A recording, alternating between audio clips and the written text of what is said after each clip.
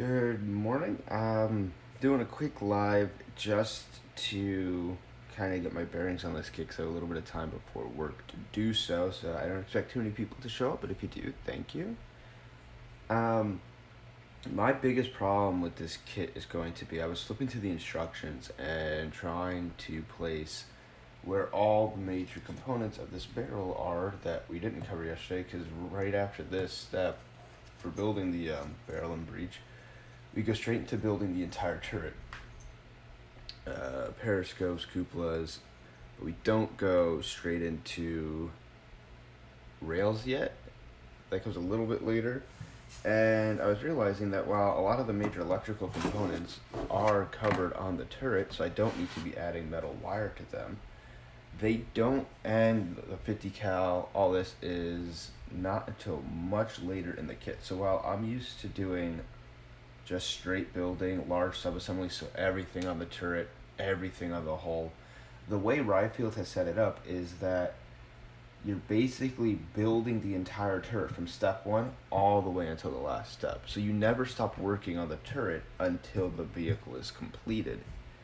And that makes it a little hard for me, and I might cut it up and just skip around through steps to build the entire turret as its own subassembly or not, because it makes it really kind of hard to pick out points where I could use metal wires or add new detail because I can't see the big picture all at once, which is what I'm used to. And I mean, I'm going to get my reference photos and see if there's anything I can do at these stages while I'm working on it and upgrade the kit as I go, so to speak. But for right now, I think I'm just going to do a straight build of the kit, or at least a straight build of the entire turret that I can do in its most complete form, and then look for areas where I want things to be changed and cut parts off or graph off details and add my own.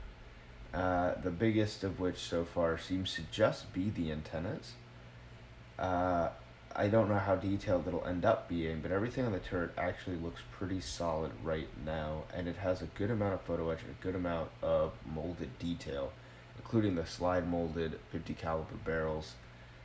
So, as of now, this is actually not too terrible of a kit, and I might save the rest of my Armor series stuff for the AA7, or the AAVP7, the amphibious vehicle.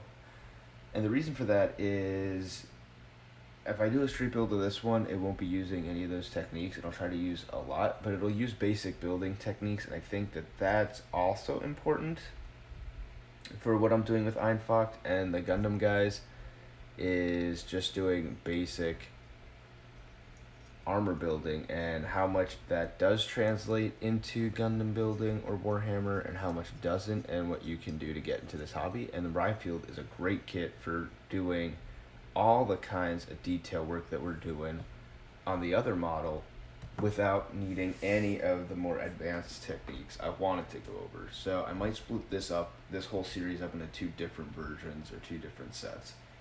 Basic armor building and basic techniques, nothing too fancy. So learning how to work with photo etch, learning how to put kits together, drill where to put decals, how to paint, all that on the Abrams.